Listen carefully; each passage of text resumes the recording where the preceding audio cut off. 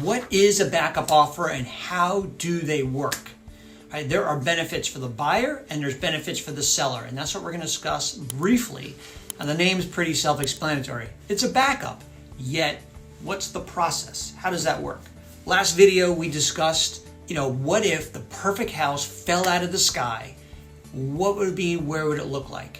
Right? Remember that? And so this time the house did fall out of the sky, and it is the perfect house. And it was the perfect house for somebody else who beat you to the punch. So now it's like, oh goodness, what do we do now?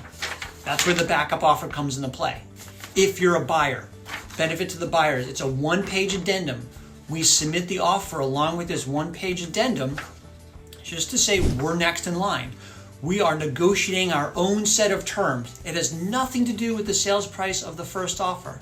We're negotiating our own set of terms, and if something happens to that first offer, okay, we're next in line. I can think of 4 times in the last 12 months that the backup offer, when we were on the buyer's side, the backup offer came into play, came into effect, and it worked. And our buyer got the house. So pretty cool. That also benefit to the buyer, you have the right to go keep looking at other properties with no obligation. You're not putting any money down on this backup offer. Pretty cool, huh?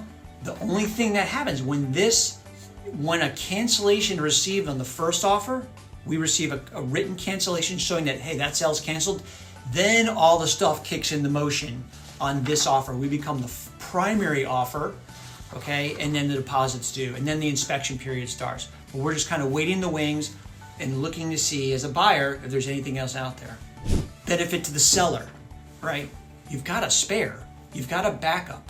In this type of market, you don't really want to throw away your primary offer, but look, during that inspection period, buyers can change their mind for no reason. Like, they don't like the way the sun hits it on Friday morning in November. Like, they can just change their mind during the inspection period. They just got cold feet. Or yeah, the financing fell through. Like, stuff happens on the sales side, especially in this kind of quirky market with high insurance and high interest rates. So having a backup is a great thing, because then you have this person that's interested and they're kind of checking in. On the listing side, when we do these, like that buyer's agent's checking in, like, how's it going? How's it going? How's it going? You're like, yeah, inspections are going on, or through this part, or this might be it, or hey, you're on deck, like something might come up, we're keeping you notified. And it kind of keeps that process going, and you have somebody that's still really interested, obviously, in the property. Another benefit to having a backup offer as a seller is that during the inspection period, when your current buyer, who really wants the house, hopefully, is like being nitpicky on the inspection response, you can subtly drop a hint that, hey, when we've got a backup offer, if you don't like our terms on the inspection response, you don't like our response, then take it or leave it. That can there's some danger there, so it's not like we can't be flippant about it in that way, but it can help put some pressure on the buyer, just like, look, if you don't take this, you're gonna lose it and we're gonna work with somebody else. That has worked out before in the past. So those are the benefits to the backup offer. It's a simple process. Sometimes I think buyers are a little leery of it. I don't understand why. Like, hey, it's an easy thing. There's no money. There's no obligation really if you find something else, but then you're next in line. You're not gonna have to beat back or compete against potentially other offers if that house comes back on the market. So, and again, as a seller, it's just nice having a spare. It really is. So that's the backup offer. Thanks for tuning in. If you like the channel, by all means, go ahead and give us a thumbs up, and please feel free to share it with anybody else you see fit. Thank you. Bye-bye. My name is Blake DeBott. I'm with Magnolia Home and Auto. Living in the Gulf South means we must always be prepared for the possibility of a hurricane arriving with little warning. To ensure you're ready in case a storm heads our way, here are a few essential tasks to be handled beforehand. Number 1, review your insurance policy. Double check that your policy is active and hasn't been canceled.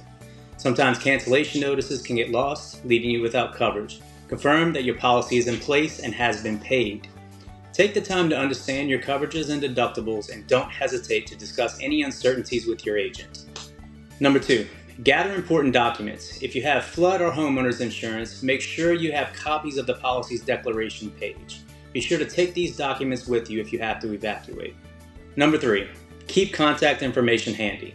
Obtain direct contact numbers for your insurance carrier so you can file a claim if necessary. During a storm, power outages may make it difficult to reach your agent, so having the carrier's contact information on hand will help you start the claims process promptly. Number 4, document your belongings. Prior to a hurricane's arrival, take video and photos of your home and its contents. This documentation should include all interior furniture, electronics, clothing, and other valuables. Don't forget to capture the entire exterior of your home, including the roof's condition, as well as any detached structures. By completing these tasks in advance, you can better protect yourself and your property in case of a storm. Being prepared ensures a smoother claims process and gives you peace of mind during uncertain times. If you have any questions, don't hesitate to reach out via phone or email, and stay safe.